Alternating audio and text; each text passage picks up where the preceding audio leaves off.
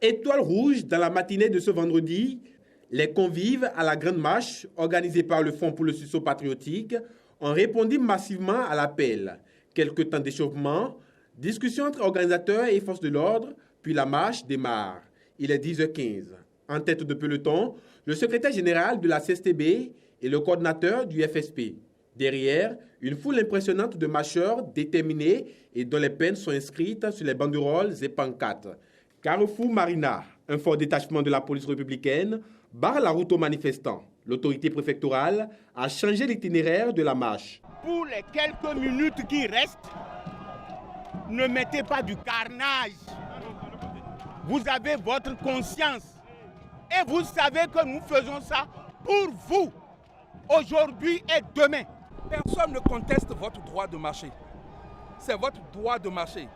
Et la marche a bel et bien été encadrée et autorisée. Il se fait que l'itinéraire que vous avez choisi, du point de vue sécuritaire, n'est pas bon. Laissez-moi finir. Monsieur le préfet, n'élevez pas le ton. Je n'ai pas vous élevé êtes le ton. devant un citoyen. Écoutez, et vous êtes devant un démocrate. Vous êtes aussi devant une autorité. Là où nous passons, il n'y a aucun danger. Là, il n'y a aucun... Parce que vous ne voulez pas que notre marche réussisse.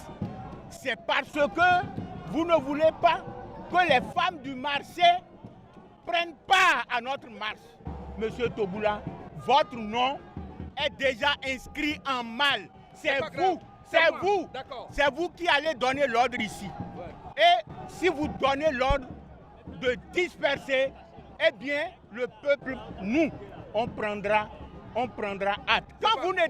Lorsque vous n'étiez pas là la fois dernière, nous avons marché jusqu'à la bourse du travail. Il n'y a rien eu. Par quel miracle il y aura quelque chose aujourd'hui? Monsieur, vous ne passez pas par là. La marche a été donc interrompue et face à l'insistance des manifestants, l'autorité met son cadre de sécurité et l'ordre est donné.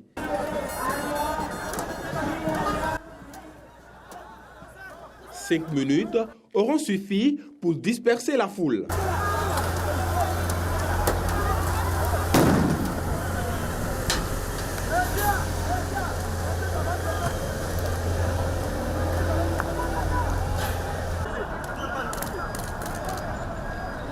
Une foule en rage et dont les preuves s'observent. Nonobstant cette interruption, Jean Kokuzounon et les siens se sont donné rendez-vous à la bourse du travail et c'est ici qu'ils jettent l'éponge. Le pouvoir a pris peur des hommes, des jeunes, des femmes aux mains nues. Il a pris peur que la clameur de tous ceux-là qui ont faim, qui ont soif, qui sont au chômage, qui ne trouvent pas à manger. Il a pris peur que la clameur ne s'élève partout dans le monde entier pour montrer qu'il est un pouvoir dictateur, que sa gouvernance est ruineuse, affameuse, pillarde. Il a pris peur qu'à Cotonou, la capitale, tout le monde voit son derrière, nu, et sa politique complètement piétinée.